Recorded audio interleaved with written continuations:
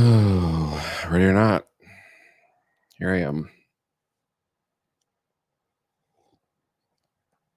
Let my coffee get cold a little bit earlier than I was last week.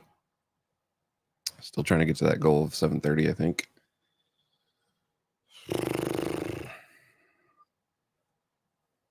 Well,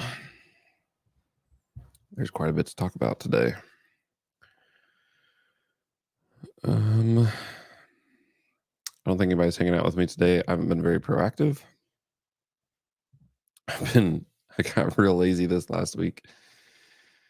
I've not been down here doing any work whatsoever. I don't even think I looked at even the channel. So I still got an episode of Courtney I need to get out. I apologize, Courtney, if you see this. Drop the ball. Getting that stuff. I mean, there's stuff been going on. It's just needing to like come down here when it's later or something and work on it. Or, usually I pick sitting on the couch with the kids or doing something else, which is all good. Like it's not bad.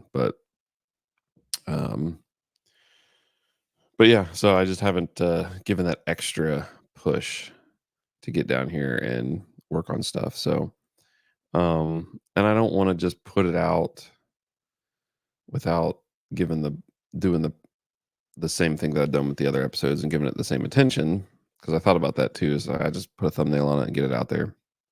But yeah, so I did one with Courtney, and I still have the one with uh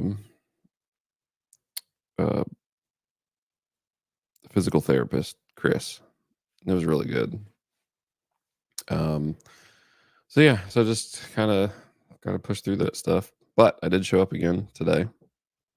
Morning didn't go again quite how I wanted it to or planned. I stayed up later and didn't get to the gym and stuff. But here I am, practicing, getting better, talking to this mic, talking to this screen without having somebody else there, I guess. But good experience. Um, my goodness, a lot happened over the weekend, obviously. Um, just like other personal stuff. I don't even know how I talk about other personal stuff when there's that kind of looming over what happened, um, on Saturday. Um, just in general, this entire election cycle has been not in my lifetime. Like, I mean, anything that I've ever witnessed. And I mean, I didn't really start, I guess I didn't pay attention when I was younger, but I think I was, I'm trying to remember the exact date that Reagan was shot at. I don't even think I was born yet when that happened. So a lot to unpack. I don't even know where to start with this. I got a couple things in here loaded up and ready. So, let me start here, I guess. So this is just a Google Maps or Apple. I guess I used Apple Maps. It's just a anybody can see this. And right where this white dot is, I think is where the stage was. This white building here is where the Secret Service snipers were, and then this building right here was where the shooter was. And apparently there was people in this tree line that were kind of listening. They could hear the event, but they weren't actually in with it. They were outside of the secured area, but they were kind of lined up here. I think I saw a video. It looked like people in lawn chairs and stuff. So like they just kind of were listening to his speech, but they couldn't really see him from down here. So I mean, this is just crazy that to me in this quick little view here, how this building wasn't just complete like this.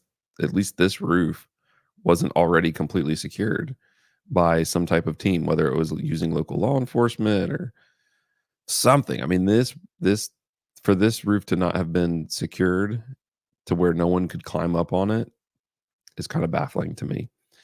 So I guess that's the first thing on kind of breaking this down. But you know, I first off, I'm not going to jump down the rabbit holes of all the conspiracy stuff that's coming out pretty quickly on this. I'm not that kind of person, but when things look fishy, like I'll say like, "Hey, this looks fishy." I had someone go completely bonkers on me yesterday. Uh, you know, I think this person thinks I'm trying to be the next Alex Jones or something because I'm just having fun in a group chat, you know, talking about some stuff. Listen, that's not me. I guess I showed that video of Alex Jones last week about the 9/11 thing because if that video is real, like that's crazy. That's wild. Um, but I'm not an automatic conspiracy guy. Okay, so but I am astonished at just the complete and utter um, failure on the part of the Secret Service. You know, your mission is your whole mission is to protect someone important. Mission failed. I mean, it's obvious that the mission failed in every location. And I know that it's a very high standard, right? You know, 24/7 is a 24/7 mission, constant. But when that's your mission and it fails as bad as it did, I mean, you know, I made a joke yesterday that anybody, I don't know anything about setting up a security detail, but anybody that played Call of Duty ever could look at that Google map and see that that should have been like that would have been a prime spot to set up if someone had, you know, intended harm. You know, that I remember when uh, Bush came to Lebanon in the early 2000s. I think it was so it was obviously for his second term, and because he was the sitting president then, and the motorcade that came in, and just everything about it was pretty wild. And I remember climbing up on my grandmother's roof, which was about 3 or 4 blocks away from where the stage and everything was set up, where the president was actually going to be. President Bush was actually going to be down by the Golden Lamb, if you're familiar with Lebanon. And I remember seeing just sniper teams all over the place on different roofs, especially on the Golden Lamb. You know, they had 2 different sniper teams on each corner of the Golden Lamb, and then uh, so we didn't stay up there very long, obviously, because we didn't want to, you know, be thought of as someone with bad intentions, I guess. But um, and this wasn't while the Bush hadn't got there yet. This was about a couple hours before, I think, or an hour before, or something like that. As kind of like things were getting close to him getting there. You know, we went up there to kind of see what we could see and what was going on. And they had big giant trucks. They had the city line up trucks on certain spots on the street, and to provide extra barrier. And then they had another block, I think, of they had 2 different like levels of securing the area. So then we went and walked down to actually watch his motorcade when it came in. And I ran into, so they had our local law enforcement surrounding the area on the most outside of the sectioned off place of the secure area. And my uncle at the time was on our local law enforcement. I think he was a police sergeant then. And I said, "Hey, you know," we went up and talked to him. We're like, "Hey, this is crazy. Like we've never seen anything like this before." And basically, he told me, I told him we saw snipers up on the roofs and all this stuff, and it was like just wild. You know, we'd never seen anything like that before. And basically, he told me he's like, "Oh yeah, they're everywhere." He said that they were like pigeon excrement. He didn't quite say it that politely, but um, and that they were in places that we had no idea and couldn't even see.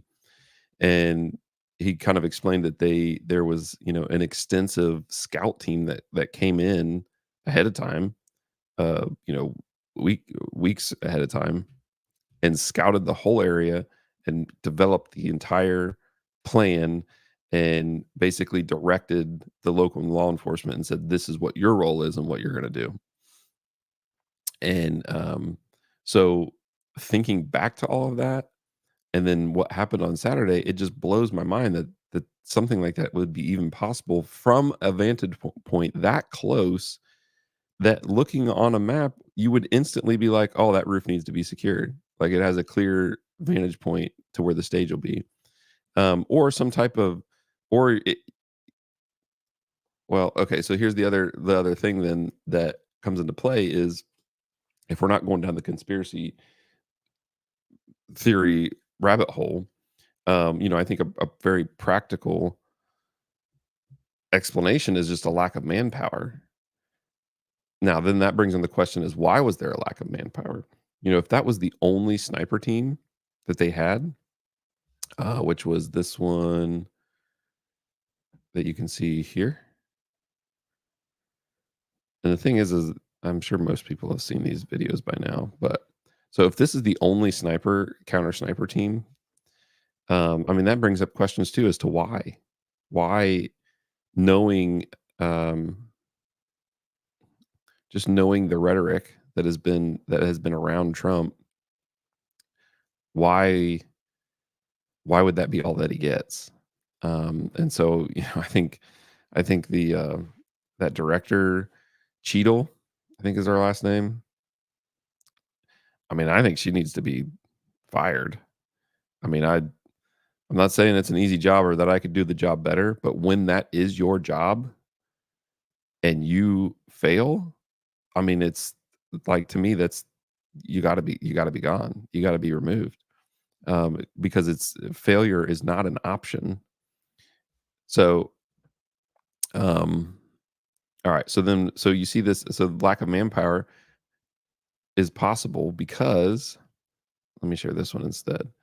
Because obviously, this guy was seen by so many people before he had a chance to even get into place to shoot. I might need to put my headphones on. Like, this is just crazy. All right. And I'm assuming everybody can hear me okay, because no one said anything that they can't.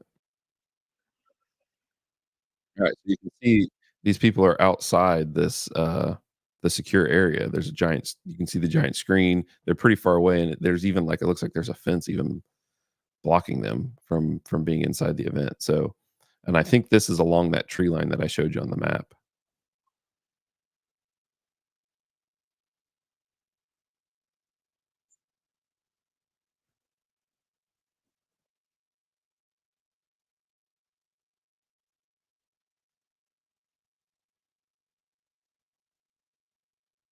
I mean, he scans pretty quick.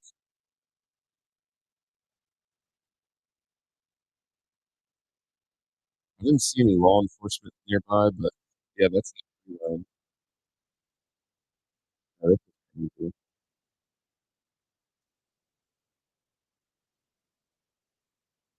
That's just crazy. I mean, it's crazy that so, yeah, again, I'm not gonna go down the conspiracy rabbit hole, but my goodness, how can they let that happen? I mean, it's just it has to be an extreme lack of manpower, and, yeah, I don't know. That's pretty obvious. Alright, so here's the other thing that I saw about this video that seemed like, what's the deal? So, this one is now what you'll see is you'll see this, first sniper here. So some people thought that they were spotted, but they both have their weapons. So they're both, one might be trying to spot, but they're both ready to shoot. But this guy right here in particular, you see him take his eye out of the scope, and then flinch, and then you hear the shots. And then he readjusts his gun, but then the video stops, but assuming he readjusts his gun and returns fire. So, oh, wait a minute. And that's a little bit old, that shot. That shot's a couple of months old. And if you want to really see something that's said, take a look what happens. He flinches, but then you hear the shot. I think that he flinched at the, I think he saw the barrel flash. I'm assuming that flinch was the barrel flash. And he saw the barrel flash because, if I remember physics right, light travels faster than time. So he saw the barrel flash, flinched, and then got back down to return fire. But it looks like they're looking right. I mean, it looks like he's looking. That shot's a couple of months old, and if you want to really see something that's said, right, take a look what happens. Yeah, I mean, it's just crazy. It looks like he's looking right, like they are on him. Now, I'm seeing reports now that I haven't been able to corroborate yet, in that basically they had him in their sights for however much time, and they couldn't get clearance to actually shoot. So I don't know. It's just an abysmal failure on their part. I'm not saying that's I mean, obviously that's like probably one of the most difficult jobs in the world. I mean, the amount of focus that takes. I mean, they're in black on top of a roof in the middle of July. That probably, but I mean, they train for this. Like, this is what they train for constantly. And for the scouting team, I mean, there needs to be accountability with the command of the scouting team. Because if you identify, like, they had to have identified that spot as a potential risk. And so somewhere along the line, whether they requested for more people to be able to secure the area better and were denied, okay, there's questions about why was that denied.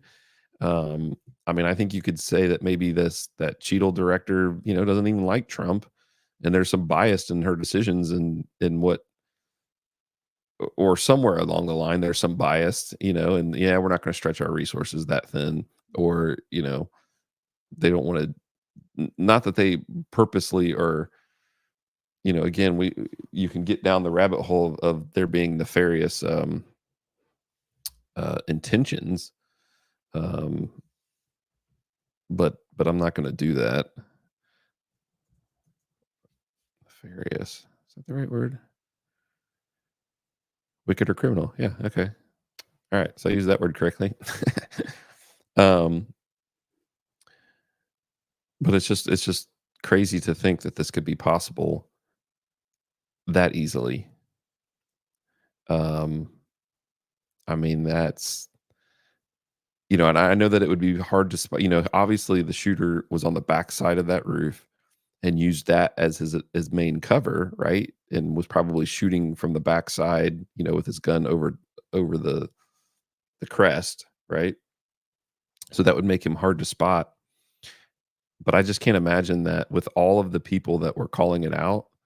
I mean, there were reports that they saw him walk across the field. There were reports that they saw him climb up on the roof. There were reports, obviously we saw the video of him actually crawling. So, I mean, how many minutes did that take for all that to transpire? And, not that they, maybe they couldn't take the shot, but they could have at least, had Secret Service go up on the stage. Yeah, because there's got to be radio chatter from law enforcement. Because I saw this one video, I didn't bring it in here to show, but there was one video where people were literally screaming, "He's got a gun! He's got a gun!" And I mean, the video was kind of chaotic, and the people are yelling, "Shoot him! Shoot him!"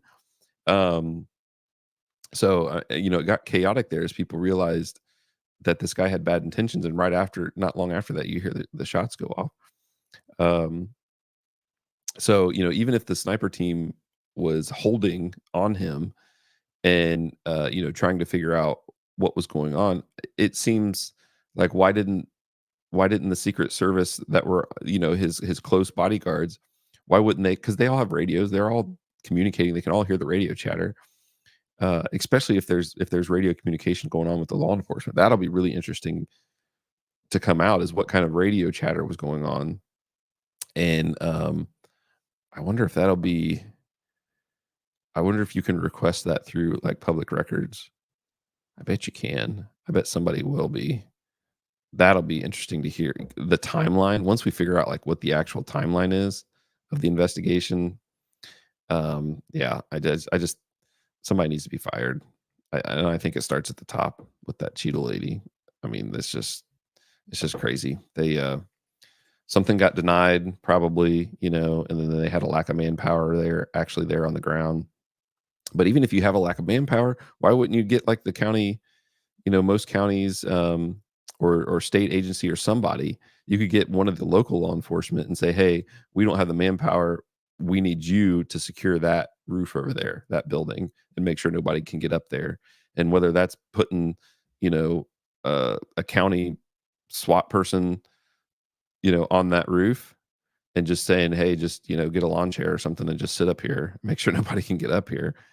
I mean, it's just wild that roof wasn't accounted for. Because I read things that the snipers are scanning the crowds and they're scanning the trees, but as much commotion that was going on, and as much um, they should have had them narrowed down. And with all that stuff going on, what I was getting at, I kind of got off track. Was why didn't his close bodyguards in that radio chatter recognize? Okay, we need to at least get him off the stage until we get this figured out. And you just walk up to him and you say, sir, we might have a threat. We need to get you off the stage for a few minutes, and just say, and he can say, hey, everybody sit tight. We've got something we got to check out, and walk him off the stage into a secure spot until that part's dealt with. It's just so many. And yes, I know I got accused of being an armchair quarterback. Yeah, this is armchair quarterbacking, but it seems like it's so obvious though. Like, how can that situation not be remedied by so many different easy ways to prevent him from being able to be shot at, is what I'm saying. Because honestly, if he was a better shot, he'd probably be dead. So yeah. Anyways, that's my 2 cents on that situation. Obviously, it's still unfolding, but that's my initial thoughts. Is it's just ridiculous. It's you can't have that protecting when you're supposed to be protecting someone that's really important to our country, to our election. That's just wild. I mean, obviously, there's going to be. I'm going to go by what the details of what real investigative reporting reveal, and go from there. So I'm not going to make wild accusations about the intentions of who planned it. We don't know any of that stuff yet. But what we do know is this was a complete and utter failure on the part of the Secret Service. And somewhere, I'm not necessarily saying, those guys on the ground, I mean, they may have been doing the best they could with given the circumstances. And maybe the command didn't prepare them well enough, giving them enough resources to be prepared. So that's what I'm saying, is somewhere starting at the top with the director, and then what other command people had in charge of scouting. And if there was a command, maybe the command people did scout that roof out and they did have recommendations on it, and they were ignored by the next commander up. Okay, well then that person needs to be held accountable. Somewhere on the line, there is somebody that needs to be held accountable for this. And so that's the bottom line of that. All right. I don't really have anything else about that, I guess, right now. That's all basically sums up the reporting that I've seen so far. Obviously, it's going to dominate the reporting for a while. I mean, this is going to be what everyone's focused is in, and rightfully so. I mean, we had a presidential nominee, former president, and current presidential nominee almost get killed by a few inches. So that's just unacceptable. We can't have that. Oh, the other thing. Okay, I'll say this. I'm already at 25 minutes. How does that happen? I will say this though, is all of the statements from the Democratic side of this that are expressing their disdain for violence, and Biden's comments, Obama's comments, all the people's that all the prominent people that have commented on it and said that gnat flying by, that it said there's no place for violence, yada yada yada. And I don't believe anything they say. And that's not just because I'm right leaning, and I just like the lies in the last 4 years by that side. And I'm not saying that Republicans don't lie too. Like I said before, I almost registered as almost went independent this last primary. So, um, but it's so it's like they just, I don't know. It's so obvious to me for some reason. And when you have people that compare him to Hitler and they're calling him a dictator, and they're saying that he's dangerous and this is the most dangerous uh, president we've ever had, and that democracy is at stake, and all of these things that and that he can, when the whole presidential immunity thing came out, and the ruling came out on that, it's like, oh, now he can have revenge, and he can literally assassinate his political opponents, and I mean this kind of stuff. And then you turn around and say, oh, violence doesn't have a place in politics. This is sick. Dude, no. You you you literally been calling him the most dangerous person in the world, and the most dangerous person to our democracy and our country, and that he's going to be some dictator that wants to take over. And then you're shocked when some crazy goes and tries to shoot him. I mean, we don't know anything about that kid, but I would not be surprised if he thought that he was some sort of real patriot, like saving the country by taking out Donald. Oh, that was another thing I could share. Where's that one at? Um, did I not save that one? What's this one? No, that's not it. Dang it, I thought I saved one. I had one that was a mashup of all of these people talking about how they would, I've had thoughts of wanting to blow up the White House, and they're jesting about, you know, how they would be happy of Trump being killed. One after the other, celebrities, people in the Democratic Party, just all these, just this mashup of people. And that was when that was during his time in presidents and stuff. So no, don't give me this crap about. I just no, it's so insincere and disingenuous, and there's no they're just liars. It's a complete lie. I don't think Biden prayed for Trump at all. Um, it's not hyperbole to say that there would have been people